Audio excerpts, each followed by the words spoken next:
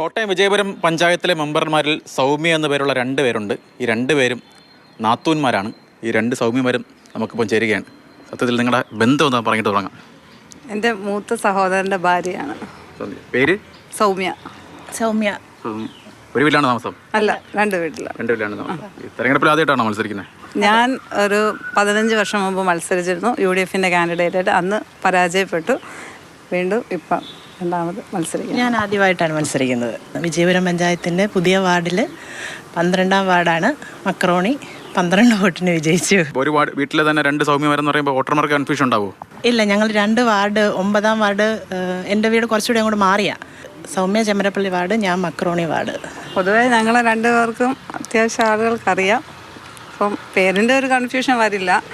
ഞാനിവിടെ അക്ഷയ സെൻറ്റർ നടത്തുവാണ്. 18 വർഷമായി. അപ്പം അറിയാം എല്ലാവർക്കും. അതുപോലെ ചേച്ചിയെയും എല്ലാവർക്കും അറിയാം. അത്ര എങ്ങനെ ഉണ്ടായിരുന്നു? ഇത് ഒരു LDFൻ്റെ വാർഡായിരുന്നു കഴിഞ്ഞ 10 വർഷമായിട്ട്. അപ്പം വളരെ കുറച്ച് പേടിയോടുകൂടി തന്നെയാണ് മത്സരത്തെ നേരിട്ടത്. പക്ഷേ നമ്മുടെ ഒരു പൊതുജനങ്ങളുമായിട്ടുള്ള ഒരു ഇത് വളരെ സഹായിച്ചു. നല്ലൊരു ഭൂരിപക്ഷത്തോടുകൂടി ജയിക്കാൻ പറ്റി. പഞ്ചായത്ത് കാര്യം എന്ന് പറഞ്ഞാൽ വീട്ടുകാര്യമാണല്ലേ? അതെ, അത് ഞങ്ങൾക്ക് തുടക്കം മുതലേ എന്തെങ്കിലും സംശയങ്ങളോ ഒക്കെ ഉണ്ടെങ്കിൽ പരസ്പരം സംസാരിച്ച് ഷെയർ ചെയ്ത് ചെയ്യാൻ പറ്റിയിട്ടുണ്ട് ഇതുവരെ. പഞ്ചായത്ത് തെരഞ്ഞെടുപ്പാണ്, പ്രത്യേകിച്ച് ഈ ബന്ധങ്ങളൊക്കെ ഓട്ടാവുന്ന കാര്യമാണ്. അപ്പം ഇന്ന വീട്ടിലെ സൗമ്യ മത്സരിക്കാൻ ഉണ്ടെന്നൊക്കെ പറയുന്ന സമയത്ത് ഏത് സൗമ്യ എന്നൊക്കെ തോന്നും. അത് ഒരു പ്രാവശ്യം അവിടെ സൗമ്യ അവിടെയാണ് മത്സരിച്ചത്.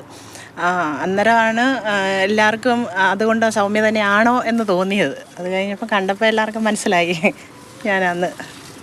എന്തായാലും വിജയപുരം പഞ്ചായത്തിൽ ഇപ്പോൾ 2 സൗമ്യമാരുണ്ട്. 2 UDFൻ്റെ മെമ്പർമാരാണ്. 2 പേരും നാത്തൂന്മാരാണ് എന്നതാണ് ഏറ്റവും കൗതുകമായ കാര്യം. കോട്ടയത്ത് നിന്ന് ചെമ്പന്തേക്കടിക്കൊപ്പം ഷിനോദ് മാതൃഭൂമി ന്യൂസ്.